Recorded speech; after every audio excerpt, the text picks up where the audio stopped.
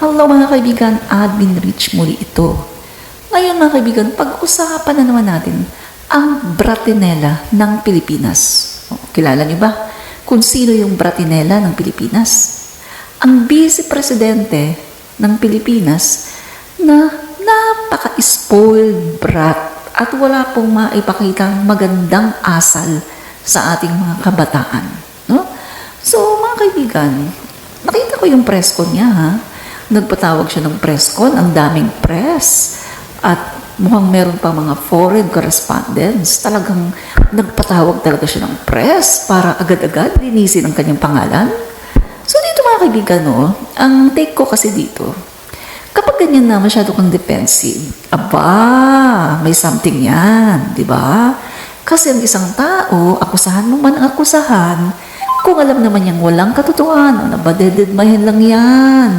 Parang President Marcos at saka F. Eliza, di ba, dinidedma lang nila ang lahat ng banat ni Harry Roque, ni Glenn Chang, at saka ni Maharlo Kalukha. Pero eto, biruin mo mga guys ha, sinabayan ba talaga nitong si Sara Mau ang hearing sa Congress? At talagang nung nagsalita si Yusek Mercado, ay nagsalita din siya. Talagang nagpatawag siya ng press con. Palagay ko mga kaibigan, talagang inantay niya talaga. Nakaplano talaga ito na sa araw ng press con, kung ano man ang ilalabas nila, ay talagang sasagot ka agad, no? Grabe ha, mga kaibigan, nagbayad pa talaga siya para magpa-press con. Di ba? Alam niyo mga guys, eto, kung titingnan natin, no? Gamit ang ating matalinong kaisipan, kung titimbangin natin mga kaibigan, no? Natitiyak ko yung mga DD sheets, hindi kayang gawin to kasi mga DD sheets sarado, barado, kandado ang mga utak. Pero sa isang matinong Pilipino na katulad ko, no? Mga kaibigan, tingnan nyo ha, ang isang statement ng Undersecretary na si Yusek Mercado ay kanyang tinuran, kanyang sinabi under oath. Tapos, meron pa siyang affidavit. Diba? Mabigat yun. Merong bigat mga kaibigan. At ang kaharapan niya ay ang taong bayan. Ang kongreso, ang representatives ng taong bayan. Samantalang si Sara Mau, wala pong bigat. Yung ginawa niyang press con ay lalo lang nakasama sa kanya. Unang-una, nagsasalita siya doon, kwento niya, pwede siyang magsinungaling. Hindi naman siya nag-take ng oath, wala naman siyang affidavit, puro lang siya laway, at puro lang siya akusa. Kesyo ito daw si Yusek Mercado ay wala daw credibility. Hello? Walang credibility? Bakit mo siya nirekomenda? Diba? Bakit mo siya nirecommend kay PBBM kung alam mo pala na wala siyang credibility? O, diba? Doon palang sabit na ang statement ni Sara Mau.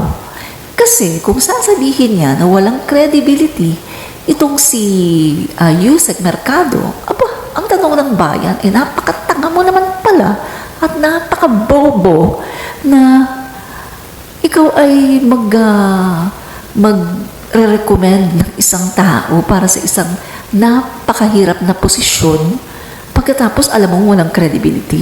Ay, ang bobo mo. Napakatanga mo. Vice Presidente, lawyer, pagkatapos bugok. Sorry ha. Kasi yung sinasabi mong walang credibility, si Yusek Mercado, hindi ka tanggap-tanggap eh. Kasi the fact, na siya ay iyong nirekomenda. Hindi naman si PBBM ang naglagay dyan eh. Ikaw ang nagrekomenda.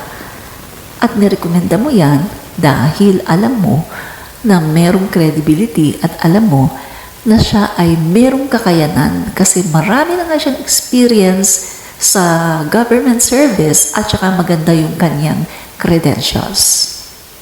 Kaya kung sasabihin mong walang credibility, so lumalabas ngayon na ikaw ang walang credibility. Kasi nagre-rekomenda ka pala ng tao na alam mo na walang credibility. O di lumalabas ngayon na ikaw ang hindi credible. Sa bagay, matagal ka na namang sinungaling eh. Manang-mana lang sa tatay, di ba? Sabi mo pa nga sa isang interview na hindi naman kailangan na maging honest ang isang government official. Di ba? At saka, maraming beses ka nang nagsinungaling. Sabi mo pa nga, di ba? Si Kibuloy nasa langit na. Hello? Nasa langit ba? Di ba nahuli? So, tanan mo kami. Saramaw.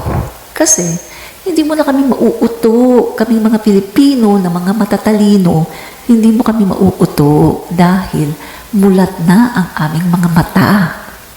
Ang kaya mo lang naman ang utuin ay yung mga DD sheets, di ba? Yun lang ang kaya mong utuin. At alam mo ba, unfortunately, kaunting-kaunti na lang talaga kayo. Kasi nga, marami na talaga ngayon ang nagigising na sa katotohanan na kayo ay isang malaking budol. Diba? Okay, basahin natin to. Eto. Babasahin lang ako. Ito, nakita mo to. Ito lang naman ay survey. Pinakabagong survey ng Pulse Asia. Yan. So, ayon dito, no? Eto, ex-president, yung tatay mo, Duterte. Noong March, nakakuha siya ng 47.7%. 47.7%. Pagdating ng June, 38.7 na lang. Pababa ng pababa. Spaghetti pababa. Pababa ng pababa. Ganyan. Tapos si Bongo. Tingnan natin si Bongo.